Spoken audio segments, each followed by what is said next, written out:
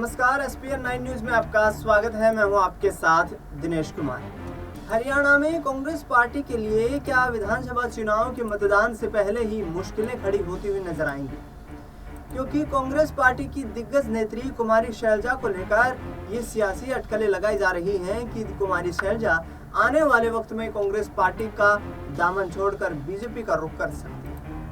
विधानसभा के चुनाव 5 अक्टूबर को होने वाले हैं। हरियाणा में इस वक्त कांग्रेस पार्टी जोर शोर से चुनाव प्रचार में जुटी हुई है। प्रदेश के पूर्व मुख्यमंत्री भूपेंद्र सिंह हुड्डा की तरफ से दावा किया जा रहा है कि हरियाणा में मजबूती के साथ कांग्रेस पार्टी फिर से सरकार बनाएगी और ऐसे में बीजेपी की तमाम उन नीतियों से प्रदेश की जनता त्रस्त है और आने वाले वक्त में पूर्ण बहुमत की सरकार बनाने का काम कांग्रेस पार्टी करती हुई नजर आएगी। इसके साथ साथ आपको बता दें कि हरियाणा में कांग्रेस पार्टी और आम आदमी पार्टी का गठबंधन भी नहीं हुआ, लिहाजा आने वाले वक्त में आम आदमी पार्टी भी हरियाणा में तमाम राजनीतिक दलों को चुनौती देती हुई नजर आ रही है। दूसरी तरफ चौटाला परिवार किंग मेकर की भूमिका में अपने आप को देखता हुआ नजर आ रहा है, लेकिन मनोहर लाल खट्टर की तरफ से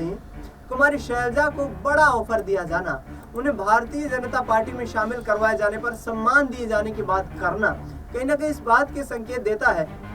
कि बीजेपी कांग्रेस में सेंधमारी करने की तमाम कोशिशें करती हुई नजर आ रही है। हाल ही में लोकसभा चुनाव के बाद हमने देखा कि दिग्गज नेत्री तोशाम से विधायक किरण चौधरी ने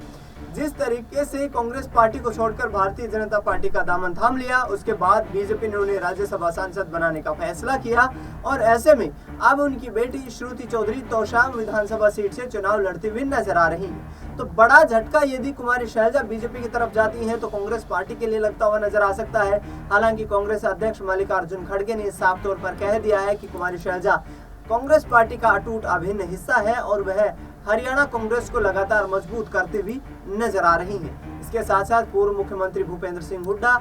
लोकसभा सांसद दीपेंद्र सिंह हुड्डा, रणदीप सिंह सुरजेवाला की तरफ से भी कहा गया कि वे कांग्रेस पार्टी की समर्पित कार्यकर्ता हैं, मजबूती के साथ कांग्रेस पार्टी को आगे बढ़ा रही हैं और कांग्रेस पार्टी पुरजोर यहाँ पर कोशिश करके हरियाणा में विधानसभा चुनाव जीत करके प्रदेश में सरकार बनाने का काम करेगी। ऐसे में मनोहर लाल खट्टर, नायब सिंह सैनी का कांग्रेस पार्टी पर हमला करना कि कांग्रेस दलित विरोधी विचारधारा से संबंधित है, कहीं ना कहीं आगामी वक्त में मुश्किलें कांग्रेस के लिए बढ़ा सकता है। दूसरी तरफ बीजेपी की देखें तो बीजेपी के लिए भी दिग्गज कद्दावर नेता सीएम पद की मांग को लेकर के लगातार यहाँ पर